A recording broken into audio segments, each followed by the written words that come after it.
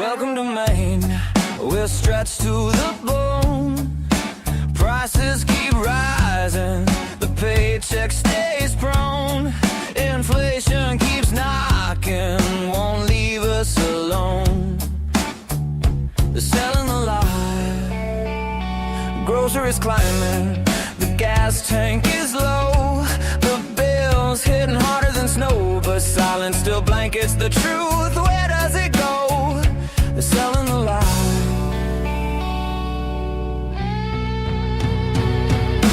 Housing is gridlocked from Portland to the county. Workers commute far past what feels soundly. Talk of solution comes yearly, not loudly.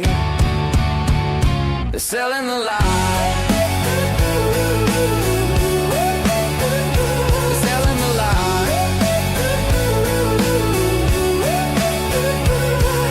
Say every voice counts, but watch who gets lifted. Some stories vanish, some get the spotlight shifted. Depends on what trends and what keeps them gifted. They're selling the lie.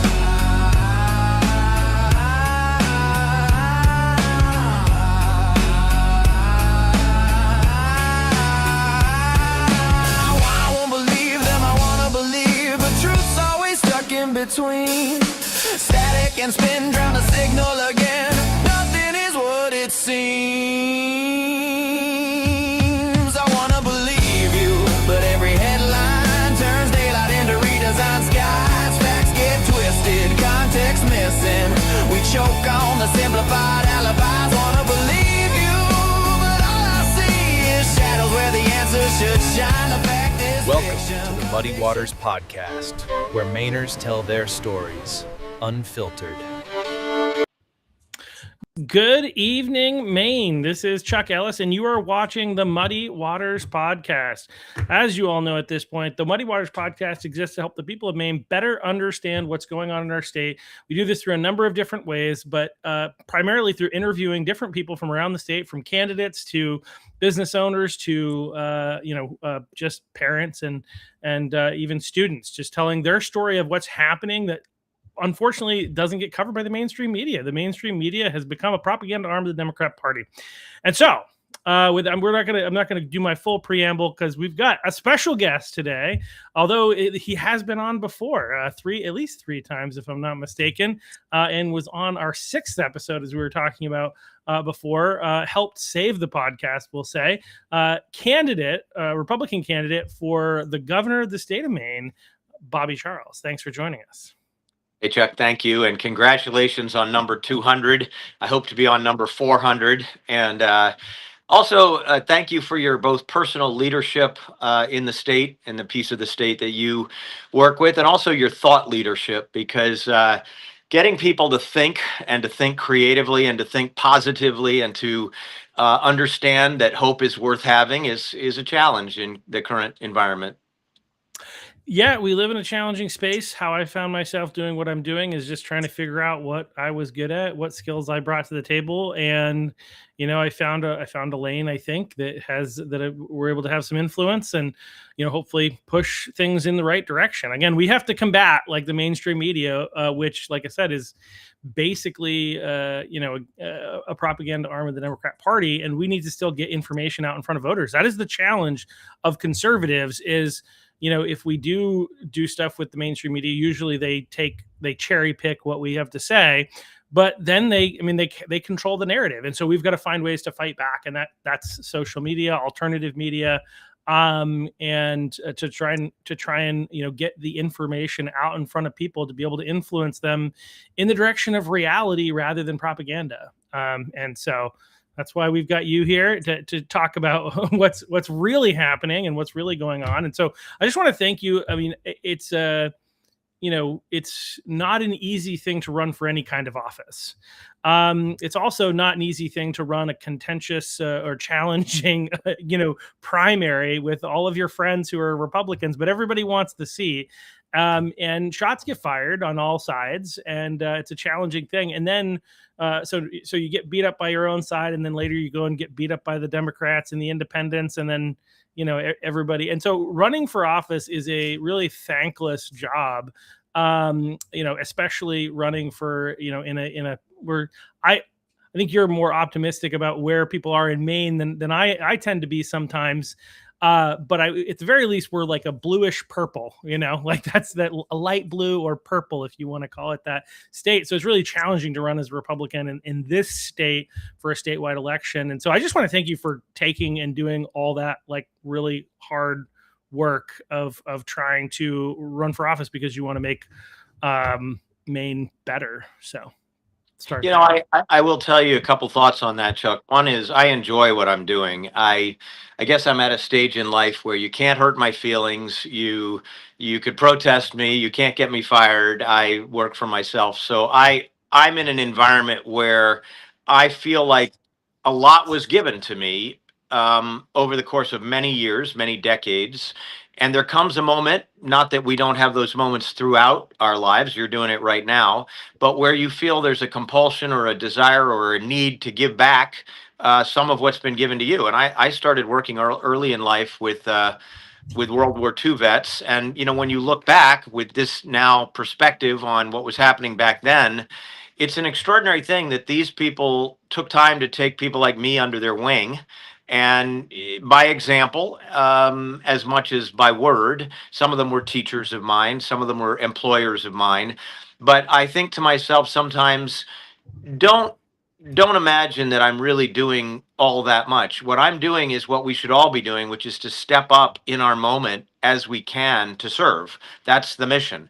And I look back on that generation and I say they stepped up at the ages of 16, 17, and I interviewed a lot of these people for my books, but 16, 17, 18, 19, 20, and they stepped up. We think of them as old men, but they weren't old men. They were young people, and they stepped up and threw themselves into the teeth of the Nazi machine, into the teeth of evil, and they succeeded because they committed themselves to that success. So what is it that you and I in this moment can't do to be equal to our time? I don't think there's anything we can't do to be equal to our time. And from that perspective, all I'm doing is bringing to the table the tools that were given to me over the course of 5 decades of work. And I'm trying to bring them to task in order to help the state of Maine get beyond this moment of blues, if you will. We're in a moment where we misunderstand that all the pieces are on the table, Chuck. It's like in our family, one of my aunts would often do Christmas, and she'd sometimes put this giant jigsaw puzzle. She'd dump it upside down on a table, if I remember correctly. And the idea was every time you passed it, you had to put a piece into it. And by the end of Christmas, it was put together. Here's what I'm going to tell you. It's a blast. It's a spoiler alert. We have all the pieces in the state of Maine to make this puzzle work. We've got, look at right next door. We've got New Hampshire. They don't have a coastline like ours. They don't have a forested interior like ours. There's a lot of things they don't have that we do have. And part of what we have to do is shake ourselves loose and say, we're not going to accept this narrative of failure anymore. We're not accepting the narrative that the government has to control our lives. It has to regulate our frog ponds. It has to drive up our property taxes with unfunded mandates. It has to drive up our income taxes so we drive businesses and kids and seniors out of the state. This is not the narrative we need to accept. We don't have to accept that we are the most rapidly rising, costly energy state in the United States. We don't have to accept that. We don't have to accept the fact that our schools are near the bottom. Our infrastructure is the bottom. We don't have to accept the fact that we've got illegal aliens being imported in here and somehow they're supposed to be normalized despite their illegality because we're now a sanctuary state. We don't have to accept that. We don't have to accept drug traffickers and all these overdoses. It's about the fact that we have to wake ourselves up and say, you know what? Shake yourself loose. You've been drinking the Kool-Aid. We had literally 91,000 Republicans registered in the last cycle who didn't vote. If only 20,000 of them vote this cycle, we win the governorship, the House, the Senate, and both of the major national races, and we're probably going to win a lot of other things. So this is about waking up and smelling the coffee and realizing that we not only have the power to change our destiny in this state, but it is now incumbent upon us to exercise that power or to live in a state that we have brought on ourselves by either recalcitrance or laziness or an unwillingness to step up to the fight. Yeah, no, I think like your point about like the lack of voter turnout among Republicans. One of the things that I think I want to talk a little bit about what you've been hearing on the campaign trail, and some of the things that you've been doing today, especially as you kind of have launched some it basically launched today. But one of the challenges we face as Republicans is that the Democrats are really effective at messaging not even just to the middle but to the right. And their message to the right is don't get out and vote for your candidate because you could have a better candidate. That's kind of that seems to be the whole thing is like, well, your candidate's not perfect. It's like neither is yours, Democrats, and we can get into that.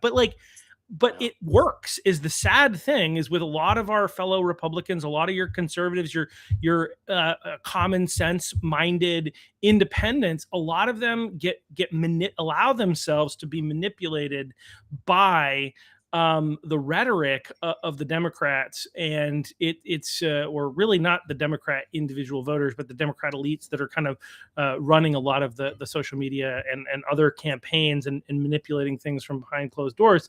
And they effectively convince people not to show up and vote. And so we really do, like you said, this is ours. If we actually get out, show up to vote, people, we have a shot to win all these things. The question is, will we do it? The question is, are the people at home who are watching, are they having conversations with their friends and neighbors and ensuring that their family members who they know are conservative or their friends actually show up and vote? That's the big question. How serious are we about this? How much do we care about this? That's the question. So a couple of thoughts there, Chuck. First of all, we live in an environment which is exhausting. We're not in the environment of Reagan or even Jimmy Carter or even Bill Clinton. We're in an environment that is fundamentally politically exhausting.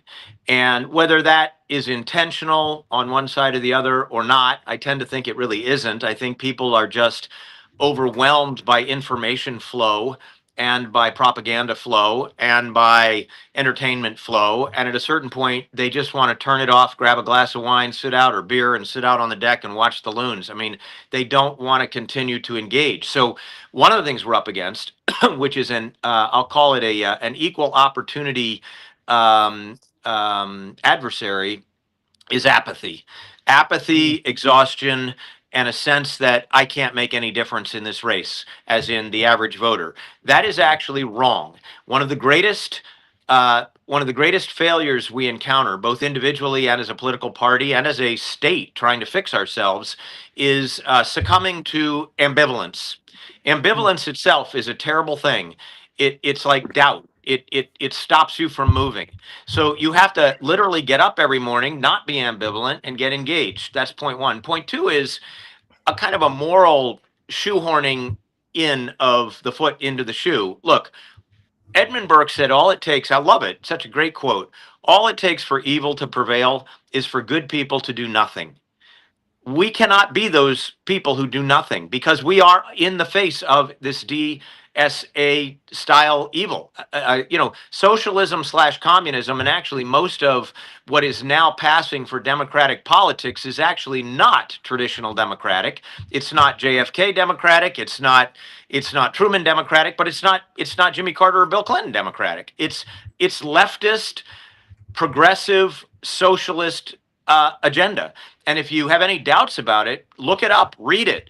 That's stunning.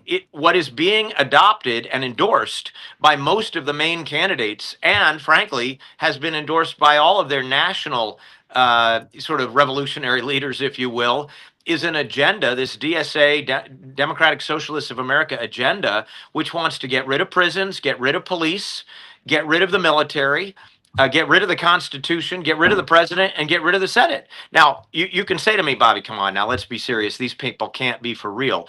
I will tell you right now that as a historian, there are 5 periods in American history where the leftists literally rose up and tried to take the republic away.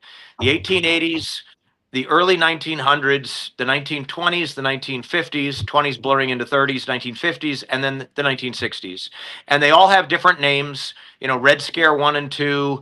But anyway, all of this points to the fact that the progressives if they have additional tools at their fingertips, social media, a young population that is uneducated about history, they are quick to try to manipulate that into a victory. So all it takes for evil to prevail is for good people to do nothing. We have to stand up and understand that what we're facing this cycle, whether it's national, I can't speak to, but I will say for Maine, is existential. If we want to live in a state that respects our Bill of Rights, if we want to live in a state that will respect the rights of our children and our grandchildren and give them the opportunities that we had both in the political world and the economic world, we have to create that the way the World War II generation preserved and created it for us. So I am an optimist in that I think common sense is unbelievably powerful, and I believe that it doesn't change. I believe the truth is unbelievably powerful, and that I love Winston Churchill. He said, "Truth is incontrovertible. Malice may attack it, ignorance may deride it, but in the end, it's right there." We are living in a surreal moment in the state of Maine where the government is trying to completely control our lives. And all of the 7 or 8 issues I fight about every day, all are just a reflection in the barbershop mirror of that phenomenon. They want to control our thinking so that they can control our lives. And it's historically, it's not new, it's historically recurrent. But we have to stop it in our time the same way others stopped it in the 30s and the 50s in their time, the 60s in their time. Yeah, no, absolutely. I 100% agree. I think we can, and I think we need to. I think we need to. Some people just need to realize, I think, how dire the situation is. I think one of the things that you said when you first started running is that we are in peril. Yeah. And I think it's an accurate assessment of the situation, and we need to work at it. So I understand that you had a press conference this morning to announce the launch of your new campaign. So tell us a little bit about that and how this, I guess, changes things. You've been running for over a year, but yeah, I have been. Yeah, I mean, I've been running for 15 months. I've met 25,000 Mainers. You learn a great deal when you do between 2 and 5 events a day. This is my 5th event of the day. You learn what's troubling people. You learn how deep that trouble goes. You learn what they believe are potential solutions.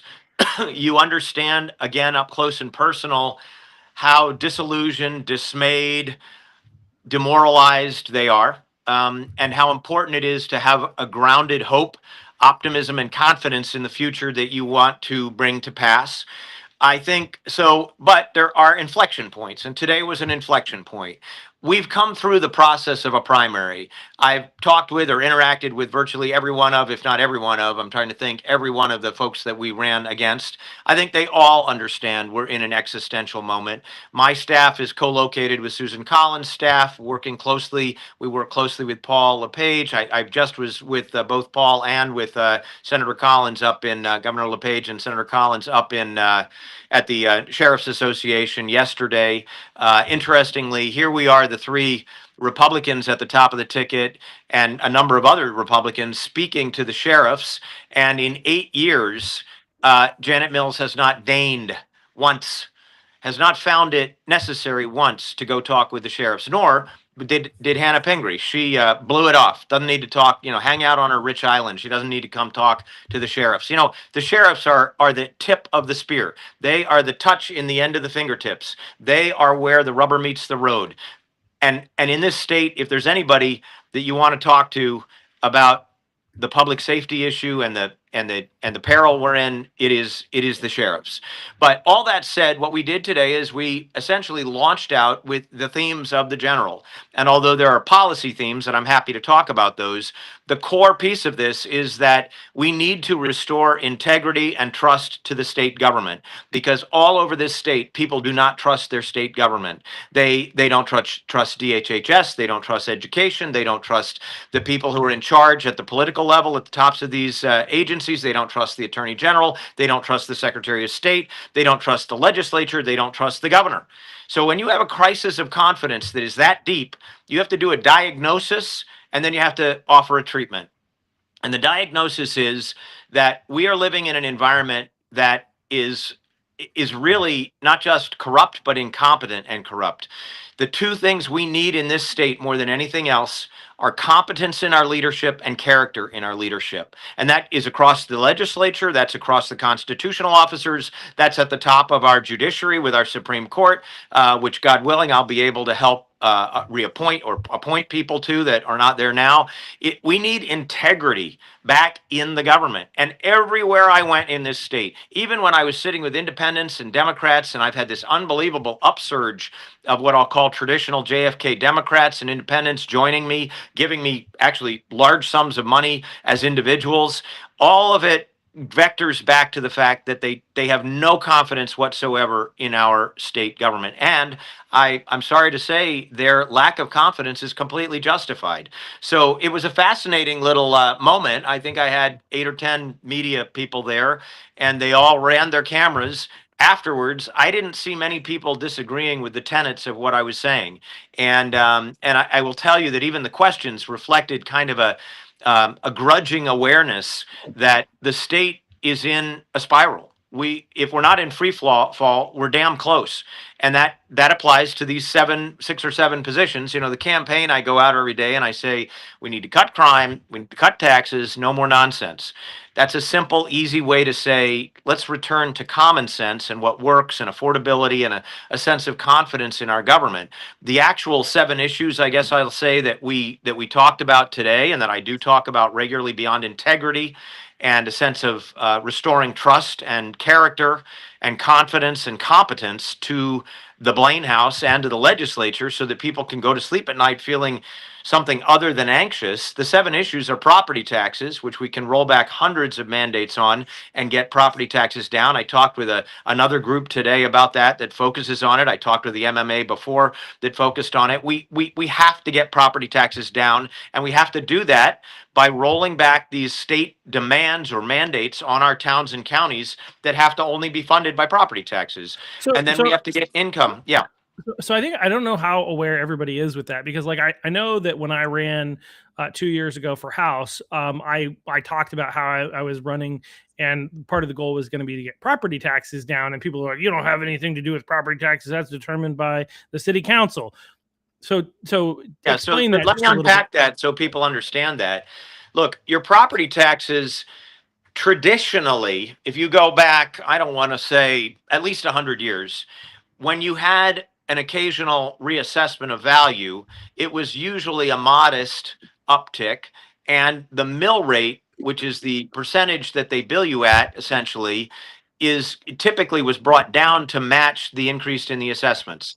That has typically been the governor, if you will, meaning like the governor on an engine. That has been the decider of what your property taxes were. About 7 or 8 years ago, and it really began before that, but it really accelerated 7 or 8 years ago, you had an environment where the state began to push unfunded mandates down on towns and counties, telling schools to do 150 things, and then telling them the next year to do another 150 things, and then telling the jails that they had to do a bunch of things, and then interceding with all of the town's home rule prerogatives.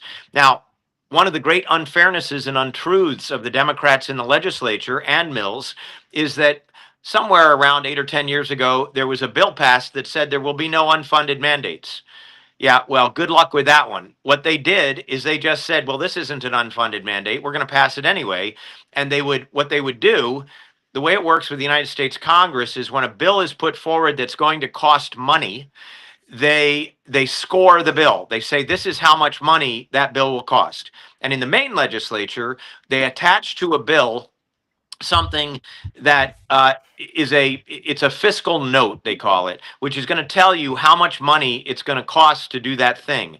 What the Democrats have habitually done is stripped the fiscal note from the bill and then pushed it on. And there are towns right around me right here that are just writhing in pain because of all these mandates. They range from, drug treatment centers to how many deputies you need to take with a prisoner who's nonviolent, to the dentist, to what you do with an individual in a school who can't speak English, to what you do if your left and right foot are different sizes and we need to accommodate you now with new measures in the school system. It's endless. And these mandates that have been pushed down on towns and counties are absolutely suffocating the towns. So what's happened is, and again, you could go to the Maine Municipal Association to see in far greater detail. And by the way, they are a Republican and Democrat, nonpartisan group. You can see in great detail how these unfunded mandates are absolutely strangling home rule, and they are strangling local towns and counties. I just talking to the sheriffs. I heard. Let's just say I got an earful, and that's a good thing. That's a good thing because they validate exactly where we're going. So the 7 big issues to me are: get property taxes down, get income taxes down. I want to pull at least $1 billion out of the first year. I am totally, given that they've raised it by 6.44 billion in 8 years for no good reason. They've doubled virtually doubled, 77% increase in the overall spending, which means a 77% increase in taxes.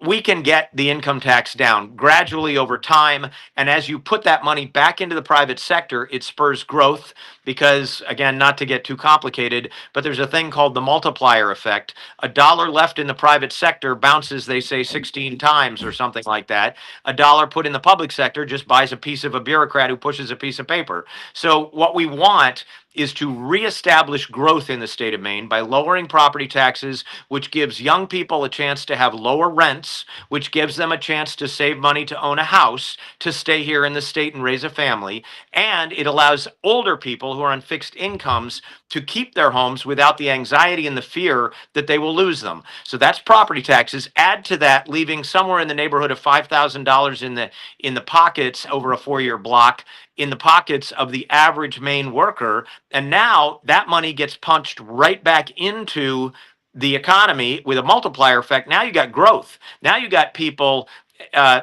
spending money. So consumption is how growth occurs. If people have more discretionary income, they spend. And by spending or consuming, they encourage a company to produce more and to hire more. So it doesn't start with a government-driven program. It starts with the private sector having more money to spend. The third big issue is energy costs. Jim Lebrecht, Jerry Chessé, a whole bunch of people on my task force for energy. We believe we can get energy costs down by about 40%.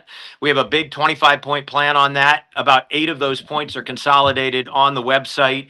The gist is we're going to stop solar and wind subsidies and net energy billing because it is economically a total and complete crock failure scam. And we're going to, we can get into that in great detail if you want. And then we're going to put pressure through the administration on the Massachusetts governor. We're going to get the price of natural gas down by pulling the more supply and demand here into the state with the Constitution Pipeline, the Iroquois Pipeline. We're going to uncap hydro. We are absolutely unequivocally on day one going to kill the deal with the Nature Conservancy so that we will not pull the 4 dams on the Kennebec. Right now, they actually truck the fish around the dams. I mean, it's cheap, it's easy, and it works. I don't know why they're so bent out of shape about the 2% of additional salmon they can get with tearing dams out. We are going to keep Sappy alive. People can rest assured, as governor, Sappy will stay there as long as I'm alive. So we are not going to pull that. We're going to get energy costs down in a bunch of other ways, cut bureaucracy. There's a long, detailed plan. The fourth thing we're going to do is we're going to save our schools, get trade back into the schools, start measuring outcomes, being objective about getting reading, writing, math, sciences, history, the trades back into our schools as the barometer of success. And then the last three things we're going to do is we're going to get the illegal aliens out of here. If you do not have a well-founded fear of persecution that is individuated to you, and you've been sitting around in Maine housing that was given to you free by the Democrats and living off those free EBT cards and getting all that free medical care that no other state, other states don't give you. Well, here's the bottom line. You're not going to get it anymore from the state of Maine. And we're going to find you. We're going to end sanctuary state status. We're going to have local, state, and federal law enforcement working together. We will get the illegal aliens, all 8,000 of them, out of this state. We are certainly not going to encourage any more to come here. We are going to go after the drug traffickers. That's a huge issue. Have really effective addiction services. No more giving away 4 million needles a year and saying that's we're good to go. No, that's not good to go. That's going to stop dead in its tracks. I'm going to work with the Substance Abuse Mental Health Administration, with a lot of folks in Washington, to get HIDTA status for our every one of our counties, not just Cumberland. Cumberland deserves it, but they all deserve it.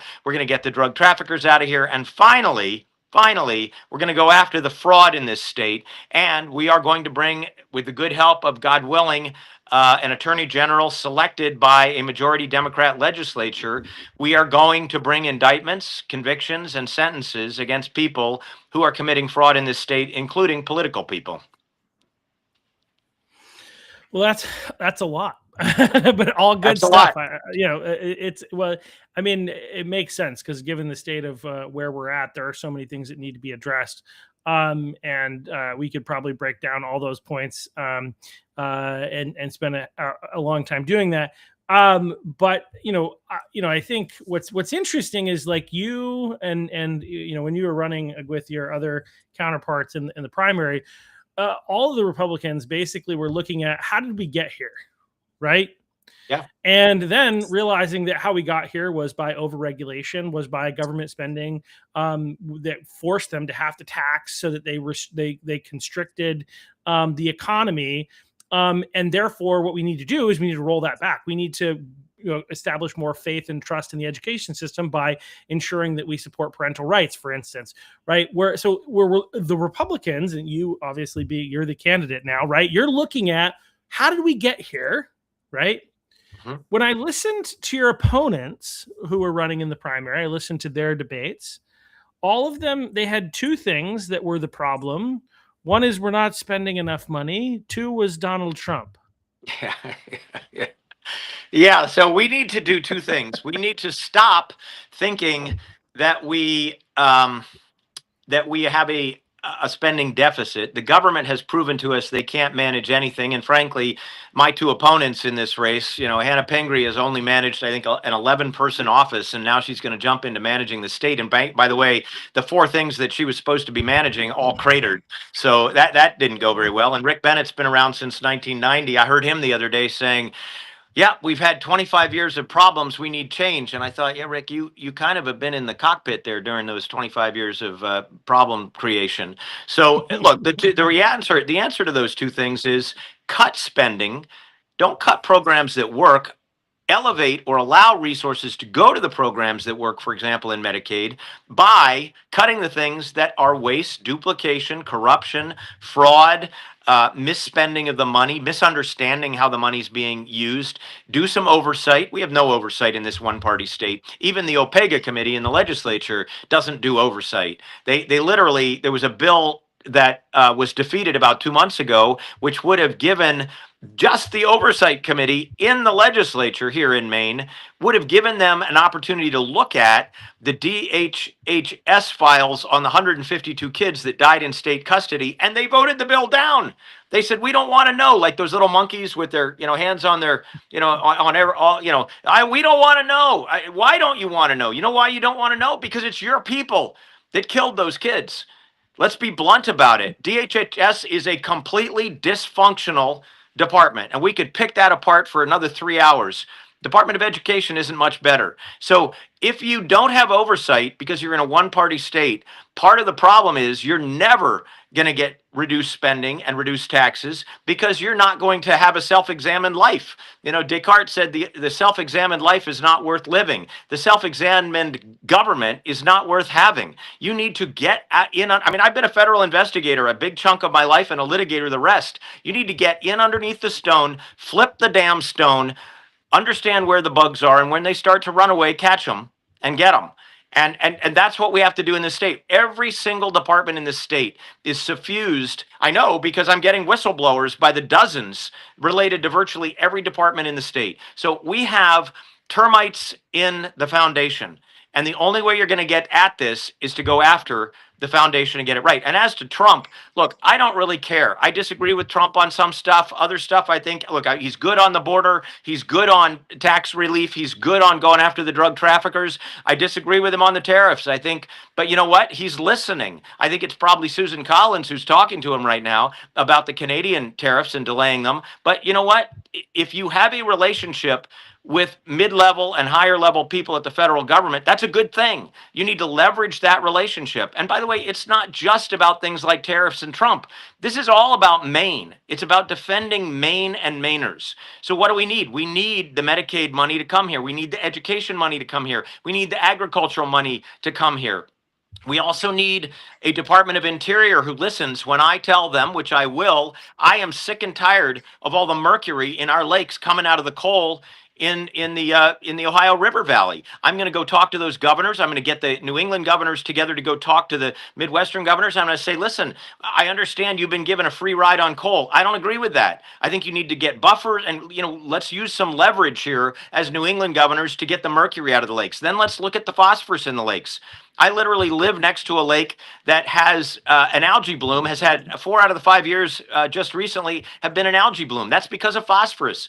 Somebody in the state doesn't give a damn because they haven't even bothered to look at those issues. So my feeling is at a certain point, Chuck, common sense, truth, a sense of commitment to the people to do what the people want is what government is really all about. It is not the Democrats in control, and you can name your favorite Democrat, whoever they are arrogant. They believe that the government is being served by the people who work to give them the money to pay for their pet projects and to pay for all their lobbyist friends. Bullshit. I'm calling time out on that. I'm saying, no, that's not how we work in this state. The state government has always been limited prior to recently, and it's been limited because it works for you and for me. And as governor, I expect to have an IG in every single one of our agencies. And if they find that there's something wrong in my agency, I want to know. And we will fix it. And we will fire people who breach integrity or breach the law. We are not going to have 6,500 non-compete sole source contracts given to friends and family. Ain't going to happen on my watch. And you know what? If my following the money and having an AG go after it or bringing the FBI to go after it leads to a Republican, the Republican will be prosecuted. But I'm going to tell you where it's going to lead to a lot of Democrats right now. You're confusing me because I've been led to believe by the mainstream media that you're a right-wing radical that and how in the world can you possibly care about the government and being willing to go after fraud even when it's Republican? This doesn't make any sense, Bobby.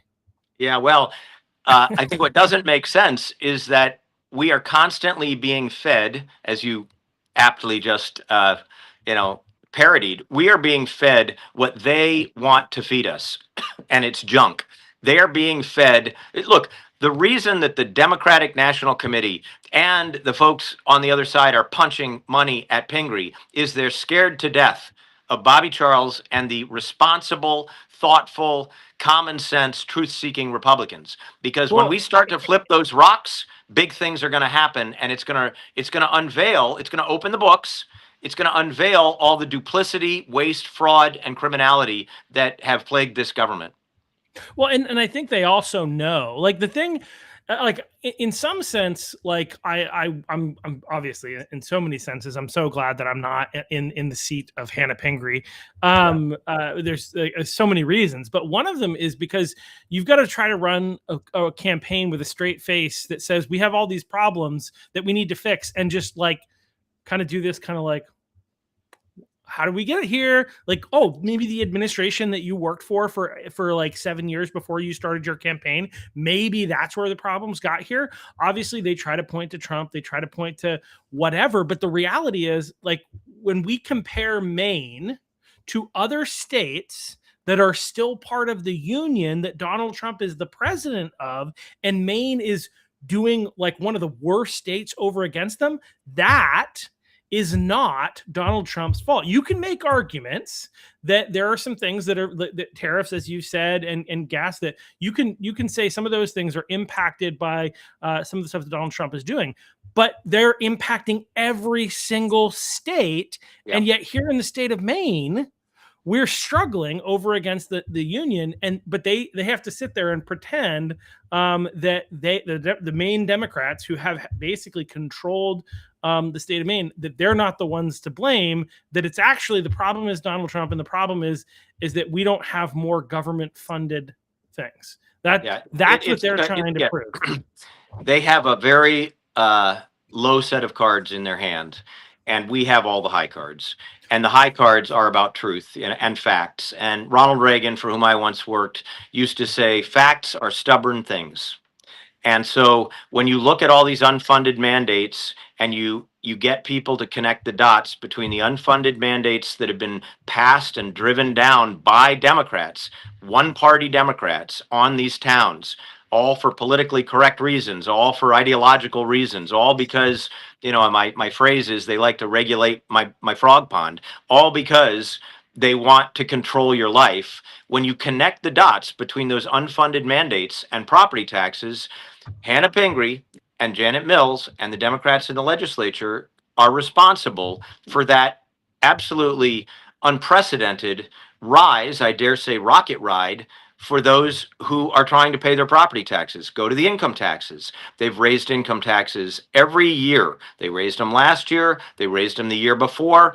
I did a quick economic analysis. Again, one of my degrees is economics.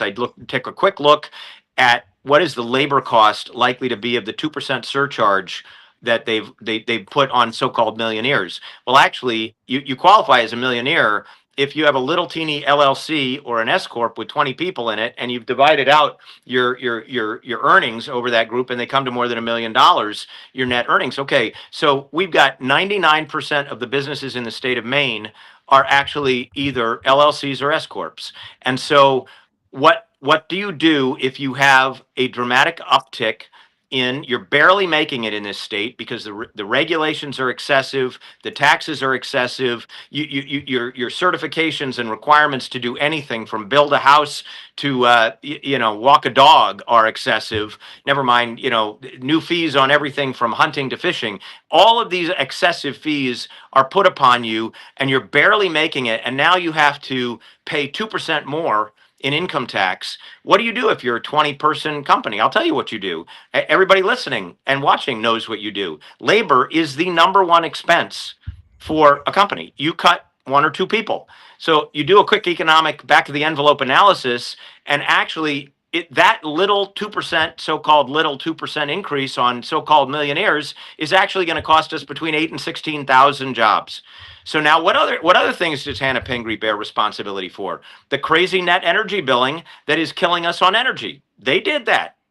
They love that. They want to double down on that. They're paying. I thought they claimed that it was, again, that's Donald Trump's fault, and that's all of the energy costs is Donald Trump's fault, and the greedy CMP, even though CMP doesn't generate power, they just deliver it, and they're like it's the PUC that actually determines the cost. And anyway, but they're trying. No, you're absolutely right. The Public Utility Commission has been setting rates really driven by legislative mandates on them, and they are generally political people. We don't have the engineers, we don't have the economists. We need those on the PUC. And then the utilities need to do short, medium, and long range planning again, which they don't do anymore. What they've done is they've mandated that the output of solar power be compensated at a rate which is above the market value of that power. So substantially. So it's so substantial. It's such a substantial distortion of the market that when we were paying back in the late 90s, when we had competition between utilities who are trying to get the cost down, when we had that, our cost of energy was about 6, 7, 8 cents per kilowatt hour. It is now in the range of 30 cents a kilowatt hour, going to 40 cents a kilowatt hour, and people like one of my relatives who lives out on an island off the coast pays 70 cents a kilowatt hour. Why? Because wind and solar are being subsidized. It's like reverse Robin Hood. The poor are being robbed in order to pay the rich so that they can pull this extra money, which is just a giant subsidy on the part of average taxpayers for this newfangled technology. And by the way, why is the technology not working? Because Maine is not a good place for these technologies. We have a 15% capacity factor. That is to say, basically solar power only works 15% of the time in Maine. Why? Because half of our winters are dark, or all of our winters are half dark. And then when they're not dark and they're sunny, you get snow. And when it's not snowing and dark, you get clouds. we don't get Arizona and San Diego weather here. So might work there, doesn't work here. Wind similar. So we got a bunch of things. They bear responsibility for the overhang of illegal alien costs. Hannah Pingree ran the so-called New Americans office, which was new, but it's financing people who are not Americans, and it's giving all the housing free to them. They just voted that it'll be now permanent, not 2 years. They're giving housing free to them that was built to be sold to veterans and given to veterans. And so you're robbing the people who need this housing, and you're giving it to non-citizens who, by definition, 90% of the asylum seekers or 85% of the asylum seekers do not have a well-founded fear of persecution. They weren't vetted at the border, as used to be the case. Even under Obama, they vetted them at the border. No, now they put them in trucks and buses, or put them in buses and put them on planes and shipped them into Portland. And when Portland began to overflow, they shipped them to Bangor. We need to get the illegal aliens out of the state. Hannah Pingree is responsible for the overhang. What's the overhang? Let me just give you a couple little ideas. We have 7,200 kids in the Maine educational system who can't speak English. You think that has an effect on education? And then you've got the drug traffickers up there. Cost of education and performance. Yep, go ahead. Performance. So all of these things, including drug trafficking and fraud, the last two, Hannah Pingree wears these like an albatross, okay? And she has been endorsed by Janet Mills, who has the highest negatives of any governor in recent history in the state of Maine, and for good reason. And that's before you get to the things that relate to personal, I would say personal question marks. Hannah Pingree has gotten, let's just say her family has received some money that is questionable in my books. We're looking at that. And, Mills never utters a word about the Chinese grow houses, despite the fact, or perhaps because of the fact that, one of her brothers has benefited from selling these houses. And, so look, I feel like we live in a surreal George Orwellian environment. And a lot of people say to me, golly, Bobby, it's like you're volunteering to, clean up after a hurricane. And the answer is I am, because the hurricane hit my house, my state. And it disgusts me that there are people using and abusing us as everyday taxpayers and ratepayers. Yeah, no, absolutely. I mean, really, this is the point, though, is that Hannah Pingree has to own all of the failures of the Democrat Party, that they have brought all the problems. And one of the things that blows my mind is, like, with all this fraud coming in, I don't even know if the Democrats, I don't know if they can pronounce the word fraud or if they can spell the word fraud, but they just want to ignore that reality. And the fraud issue is more than just a migrant fraud issue, right? Like, I think there's been a lot of focus because of some of the stuff that's been going on. But the reality is there has been rampant fraud even before some of the new, quote unquote, new Americans got involved in the process.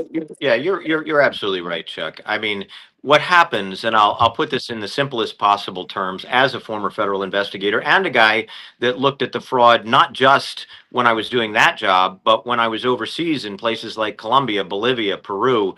Fraud is essentially a weed garden that overtakes the good things in the garden. And it happens when there's no oversight. And so what happens is people become complicit and gradually look around and say everybody's doing it. And so it becomes normalized, and normalized corruption is it's like living with a disease. People begin to forget that normalized corruption is even corruption. They begin to think that what they're doing is okay. And the problem is fraud and waste and abuse, for which there are statutory provisions to stop it, but they're not being enforced, is not normal, and it is not legal. Right.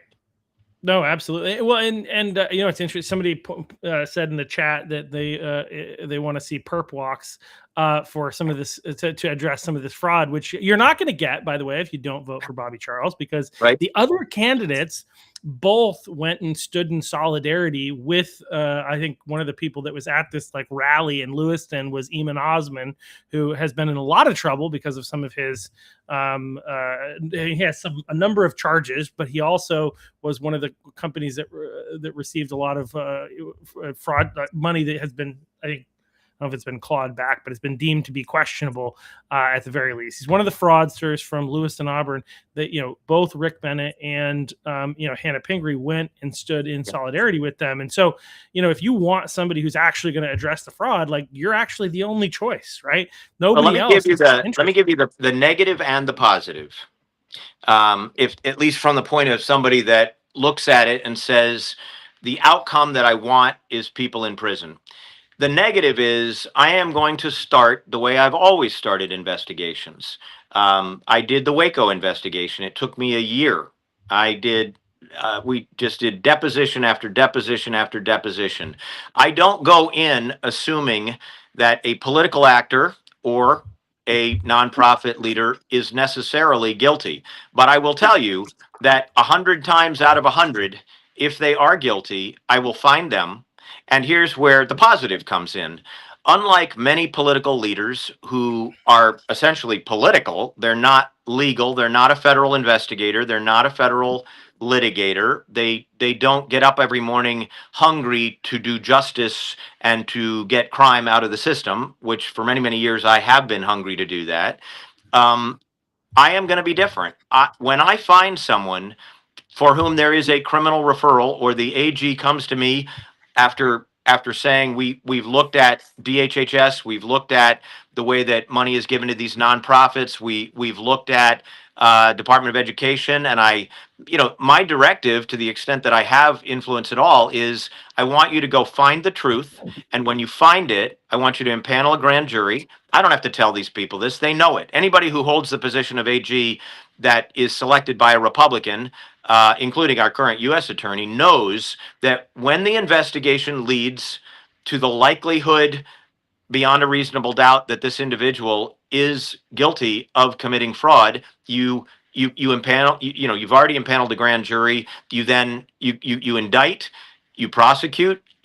Everybody has an attorney. They got plenty of chance to tell us why they shouldn't be prosecuted, and at the end of the day, they will be more likely than not convicted, and upon conviction, they will be sentenced. So I don't believe that it does any good to have police officers at the local, state, and federal level spending god-awful numbers of hours creating a case by collecting information, undercover, all the things you have to do to create a case, and having that case go before a DA or the AG and having it disposed of without being prosecuted, or, even though that lies in the discretion of the prosecutor, or being disposed of with a plea deal. Like, we just had two egregious Chinese illegal felons who should have been both deported, first prosecuted and then deported, or both. And the DA, I believe in Cumberland, allowed them to plead down to a civil environmental charge so they can both stay right here in the country and continue doing their crime. Okay, that do we have a DA in Cumberland? Yeah, exactly. This is the problem, Chuck. We are living in such a surreal environment that your viewer, your chat participant, rightly doubts whether, if we find the corruption, someone will go to prison. My conviction is, to use the word conviction in a different way, my conviction is, if you are indicted, prosecuted, convicted, you will be sentenced to prison. And I will add this one thing. I am not a politically motivated person. I'm a justice motivated person. I'm a humanitarian person. I'm a faith-based person. I'm a believer that you should serve, and that service is the highest calling, that a servant's heart is the highest calling.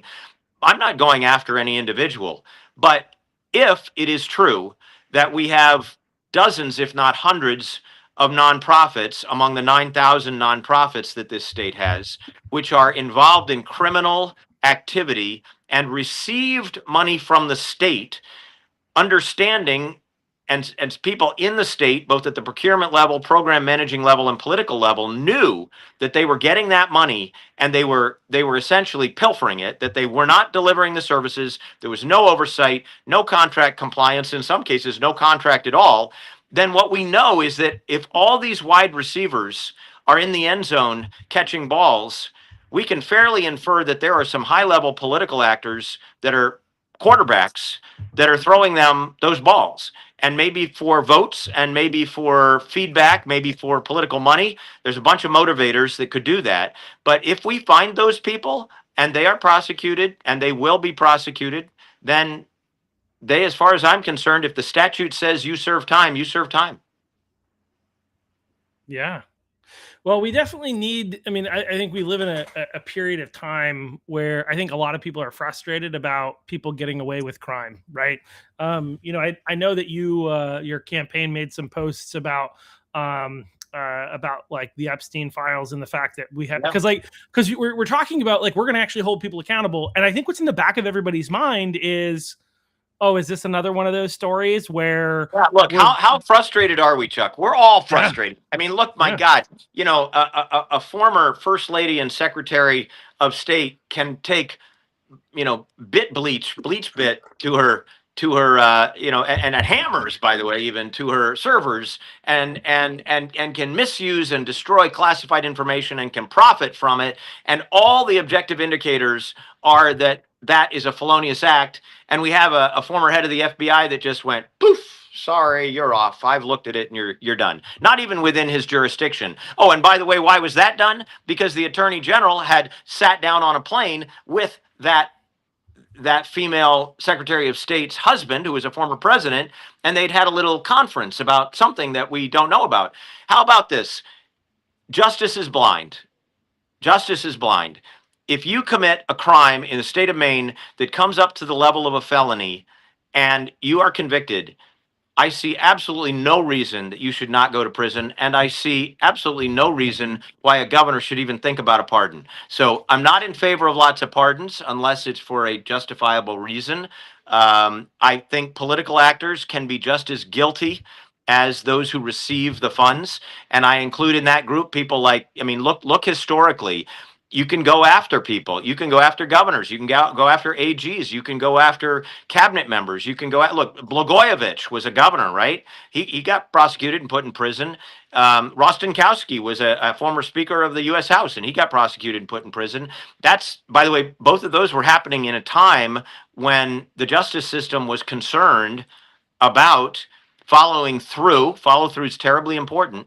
Following through and not just getting a conviction and a plea, but or a plea or a conviction, but actually having people serve time. And why do we do that? We don't do that for vendetta. We don't do that for retribution. We do that to deter future political actors and procurement officers and program officers from violating the law and profiting from their own ill-gotten gains. Yeah, 100%. I mean, so to some degree, I think people need to be punished, right? There is a reality of that, people who have done wrong. But I think most of the reason that we do what we do is about deterrence. It's to discourage other people. That's a significant portion of the punishment, is to discourage people from doing the things that they do. And, people abusing their political power and their political positions and using that to make their friends rich, for instance, in the nonprofit world here in Maine, is something that should be prosecuted. And I think so many people here in the state of Maine are so fed up as more and more cases. Everybody's struggling, right? Like everybody is struggling to make it financially because of the poor economic situation here in the state of Maine, where the cost of living over against, again, this is where the Democrats want to talk about stuff other than this, but guess what? The cost of living over against the other states is high, especially in relation to the incomes. When you look at that, the cost of income in relation to incomes, it's so difficult to live here as things go up, especially those energy costs. Let me put a fine point on that, Chuck. So bad policies without corruption can lead to an unaffordable state. And we've got that in energy and property tax, income taxes. Okay. Bad policies can also create enormous new expenses for a state, like illegal aliens, drug trafficking, etc. Incompetence added to bad policies creates more waste and abuse. And then the word fraud, we often use the word fraud as sort of a cast off. That I don't want to use the word fraud as much. I want to use the word theft, because it's theft of public dollars. You're working, I'm working, and what and a lot of the state is working. Half the state, only half the state, but half the state is working, and that half of the state is having their money taken and pilfered and put in the back pockets of Democrats, Democrat organizations, and Democrat families. That's theft. That's theft. That's not. It's not like this like abstract fraud problem that we need to get after just because we don't like fraud. It's the theft of hard-earned taxpayer dollars and putting those dollars in Democrat legislator back pockets, both directly and through. I mean, there's certainly allegations of that, and through these nonprofits that then feed the money back into the legislature. You know, I marvel, and again, I'm not an attorney general, so I don't know what the answer is, but I marvel that there is a head of the Senate who is a senator who gave herself, by virtue of the relationship she had with the agency, a $500,000 forgivable loan. That's a grant during COVID, $500,000, $500,000 for her 3-person brewery. Now, I don't know how many 3-person breweries we have in the state of Maine, but I'm going to bet you that none of them, probably none of the 100-person breweries, if we have any left, none of them got a $500,000 out of the state. Well, and I agree, right? That I 100% agree with that. The other thing is, if we're gonna create grants to create economic stimulus in the state of Maine, Yeah. did Maine need more breweries? Yeah. Well, Like, I think look, it was. look, I think it was I'm a during fan, COVID. So, but with the breweries, were like Maine had the most breweries per capita. Like the Portland area had the most breweries per capita of any place in the union back in like 2017. Okay, so we weren't in this place. Like, yes, economic growth, great, wonderful, but like there's one thing that questions: what in the heck are we doing? Like, there are areas that we could definitely invest if we're going to invest. And I'm fond of spending money as a government in areas that are going to increase economic activity, right? But when you're basically just creating a business that's just going to compete with another business and probably put them out of business because you gave a whole bunch of money to this one, which is what's happening. I mean, we've been losing breweries because we actually have too much. We're oversaturated, and at a time where we're oversaturated in breweries, you give a $500,000 forgivable grant. That is dumb economic policy, even aside from the fact that, oh wait, this is the Senate president. Yeah. And that it was done actually during the COVID period. And it was after, as I understand it, she had already gotten federal PPP money, and you're not supposed to get state money after federal money. So many layers there. But as always, the state AG went, nothing to see here, nothing to see here. And, look at the 6,500 non-compete sole source contracts over the threshold. Nothing to see here. Did you see any grand jury impaneled for any of them? At the federal level, those would all be criminal referrals. I mean, I ran the better part of the oversight committee with oversight of justice and defense and state and NASA. And we had subpoena power, by the way, which I think that even as a Republican governor, I think a legislature should probably have subpoena power to do oversight, but they don't have it here. So and we don't have any IGs. At the federal level, you have an IG, that's an inspector general, who is supposed to be an honest broker looking at crimes or even just waste within these departments. And sometimes they get it right, sometimes they get it wrong, but at least they're there. We don't have those in the state of Maine. So other states do have them, by the way. So there's an awful lot of oversight, Chuck, that is not being done. And again, it's like an appeasement policy. If you want to see bad things happen, appease them. If you want to see bad things stop, deter them. That's the way it works.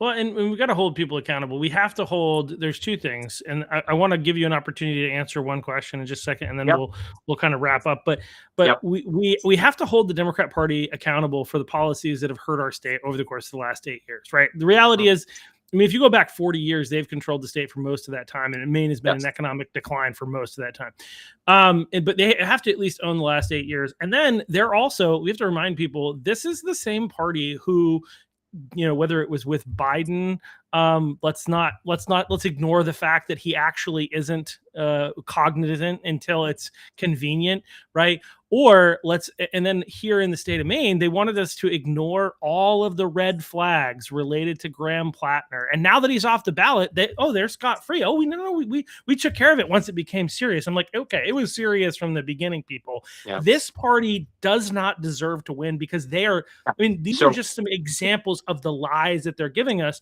You're absolutely right.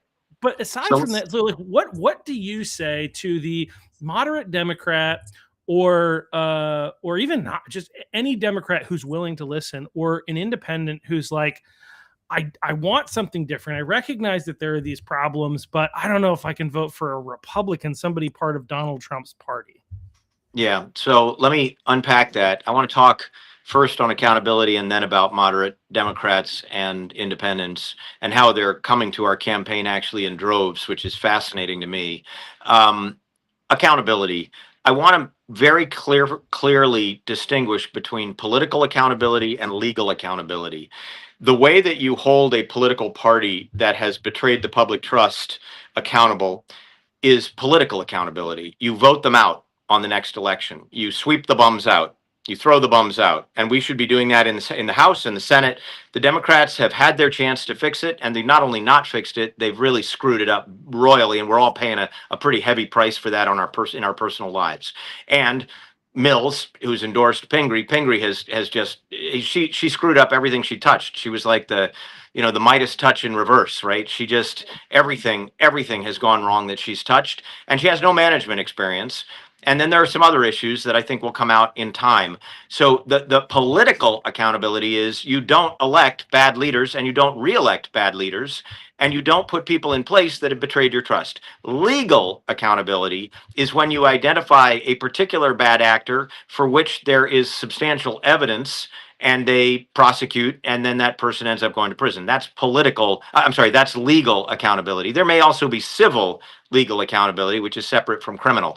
Break. The question of moderates and independents. I believe, so I talk with Democrats every day, and I literally almost every day get calls from Democrats or see it online or get messages on Facebook saying, we're going to vote for you. You represent what we believe. These progressive people, we have no idea what they're doing. The socialist thing is real. We feel like they've taken over our party. I mean, I had a couple call me about a week ago. They were lifetime Democrats, older, man and woman, had not met me ever, but saw the stuff on Facebook and said, you know what, we're going to both max donate to you. So, and the reasoning behind that was they were what they would call JFK Democrats.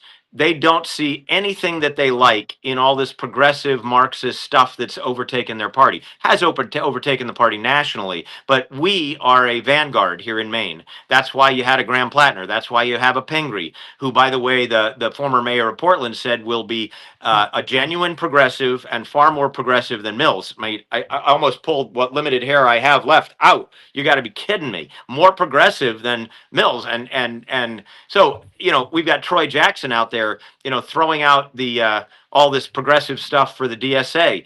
You have Pingree, who, by the way, accepted Graham Plattner's endorsement enthusiastically and never recanted it. So until after he's gone. So they're opportunists, Chuck. They are ends justify the means opportunists who I believe mostly want concentrated power so that they can control your life and mine. But there is a flavor of Marxism to it. Isms are easy to attach. So rather than call it fascism or socialism or communism or anarchism, or I call it concentration of power. Concentration of power is a very real thing. And as Ronald Reagan once said, again, a guy I worked for and stayed up with to the end of his life, concentrated power is always the enemy of liberty. When you push government control over things in the First Amendment, Second Amendment, Fourth Amendment, Fifth Amendment, Sixth Amendment, 10th Amendment, you are necessarily taking them away from the individual. And this country was founded on the idea of individual liberties, not groupthink, not group rights, not race-based rights. Even Martin Luther King would hate critical race theory because it puts everybody in a bucket based on their skin color. He said, I don't want that. I want the American dream for my kids. I want them to be judged by the content of their character, not the color of their skin. So Marxists are the reverse. They want concentration, government control over the means of production so they can control your entire life. I stand as a buttress on the other side. I am the fighter for the average person's liberties. And when I talk to moderate Democrats and when I talk to independents, the people that come to me, they come for different reasons. Some because they are afraid of the direction of our government. Some because they truly understand I've spent a lot of my life on addiction services and they want that for their children and grandchildren and their communities. Some because they know I'm a conservationist. I am a Theodore Roosevelt conservationist. I want mercury out of our lakes, phosphorus out of our lakes. I believe I grew up in the woods. I love the woods. I'm pro-business, but I love the woods and I love those who work in the woods. And I want the woods to be preserved and husbanded, and the lakes and the ocean. And I think part of this is they look at me and they say, you know, I thought that guy was going to be radical, but he's not. He's actually like just as common sense as I am. He wants common sense. He wants truth. He wants the state to be predictable and normal. He wants our schools to work. He wants our economy to work. He wants me to be able to afford my house. And he doesn't want fraud anymore in the state. It's very hard to oppose those things because they are common sense, Chuck. Yeah, no, I agree. And we need more common sense. We need a common sense governor, not a Bolshevik, I guess. The reality is, as you said, DSA, that's what Hannah Pingree is. And somehow Rick Bennett, he was always considered to be a rhino, Republican in name only, and was very frequently voting with the Democrats against his own party. And he is like he has drifted. He's running as an independent, but he seems like most of what he's saying outside of saying we need to get rid of the parties, but like from an ideological standpoint, he's much more it seems to me like he's a Democrat. Let's be crystal clear about it. He has made a radical left turn. He was a moderate Republican. He is now the guy. He's a radical leftist Democrat. What's he done? He pulled a Democrat ballot. So he either voted for Mills or Plattner. I'd be interested in the debates to ask him for whom he voted because he pulled that ballot. We know that. He voted for boys and girls sports. That's a 90% issue in this state, not 60%. That's pretty radical leftist. He voted for safe injection sites, free needles and drug injections. So that's the legalization in effect of heroin and fentanyl and carfentanil and meth. I mean, what are you thinking, man, when you push that kind of stuff? He voted for sanctuary state status, so he puts illegal aliens over citizens. He doesn't think there should be communication between local, state, and federal law enforcement in order to prevent things like the Biddeford shooting, which would have been almost certainly prevented if the state and locals had been able to share their intel and done a simple Fourth Amendment respecting search warrant at the home instead of trying to pull a car over and not knowing, for sure what they were doing. Look, you have to. So Rick Bennett has gone hard left. He is a hard left guy, and his strategic error is that he thinks if you go hard left now and you were a moderate Republican, you can add those two together and cut them in half. You can't do that. When you go hard left, you've given up your reputation. It's just like when who was the Pennsylvania senator, Arlen Specter. He had been a Republican. They thought of him as moderate all his life. He turned hard left. He was rejected by every single one of the voters except some Democrats who thought, oh, he's a new guy. He's a Democrat. I just tell you right now, Rick Bennett, nice guy, Democrat. Yeah. Hannah Pingree, probably a nice person, privilege all her life, lives in her multi-million-dollar home on her island. There aren't any needles out there. There aren't any homeless encampments out there. She barely makes steps foot here. I'm sure she worked remote during most of it because it's a beautiful island. And you know what? She is not in sync with average Mainers because the things she's pushing are socialist.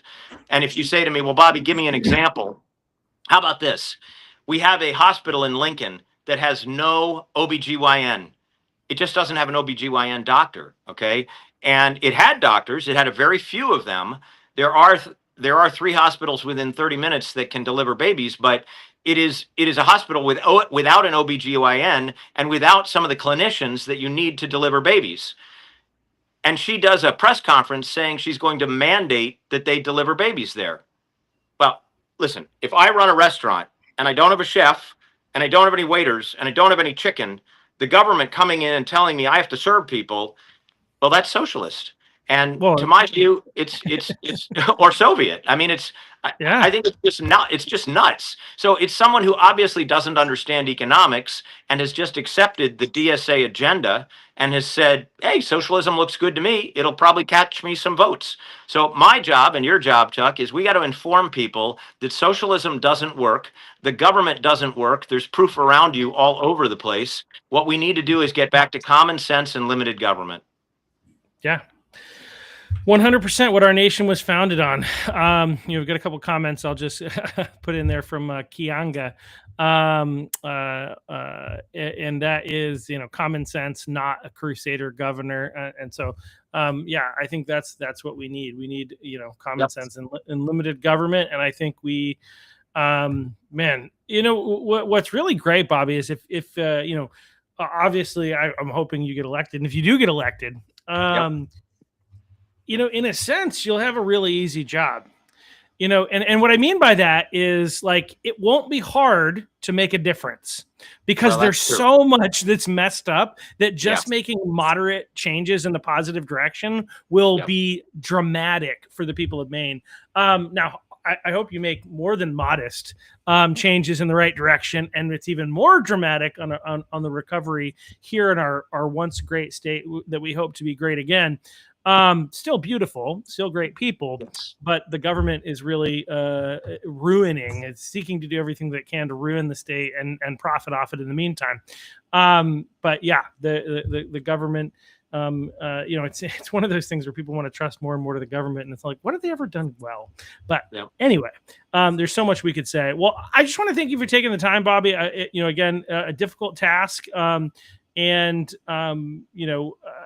I want to give people a little note of reassurance when I close. A worthy task. Yeah, a worthy task. The note of reassurance. The note of reassurance is that, in case that crusader comment was headed for me, I want people to understand that a passionate defense of everyday normal things, and we've had a lot of those things turned upside down in this state, is not really a crusade. It's about getting people to understand that we are masters of our own destiny. And I think that it's succeeding in that I've talked with large numbers of Democrats and independents who say to me, and many of them come unsolicited, what you're saying is kind of like what my parents used to say to me, and they were diehard Democrats. And what you're saying is the stuff that I always thought my party, an independent or a Democratic party, represented. And my party, whatever it is, doesn't represent that anymore. And so many of them are saying very boldly, some of them in reels on Facebook, some of them on Facebook, some of them in person, some of them at events. They come up to the microphone and say, you know what? I've been a Democrat for most, if not all, of my life. What Bobby's saying here is the stuff I actually think we need to get after. And so I'm telling you right now publicly that I'm supporting him, and I'm going to tell my friends to support him. And I'm going to hope that he delivers on these things and stays focused for my kids and even, these are people, for example, that don't want to transfer their residence to Florida. They don't want their grandkids to go work in New Hampshire. They want Maine to just be the normal, predictable, good-hearted, accountable state that they grew up in or moved to. And it has accelerated so fast in the opposite direction that it is scaring these Democrats and these independents, and it scares me, which is why I stepped into this process. Yeah, absolutely. Yeah, no, you're spot on. So thank you, Bobby, once again. And Kianga wanted to make sure she knew that was not directed at you; it was directed at Hannah Pingree and the socialists.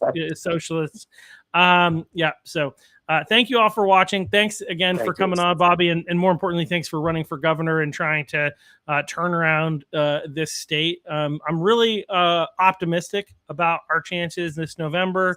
I think again, you shared the numbers, and so it's really simple. It's not calculus, it's math. It's basic math. If we show up, we can win. right? Absolutely. So If we show up, we will win in a walk-off home run. The mission ooh, is for everybody to show up. That's the key. yeah. Yeah, 100%. Well, thank you again. And thank you all for watching. And, we'll see you back here next week. And I'm sure there's plenty of places, where you can find Bobby. Look forward to seeing what happens next. So thanks. See you soon.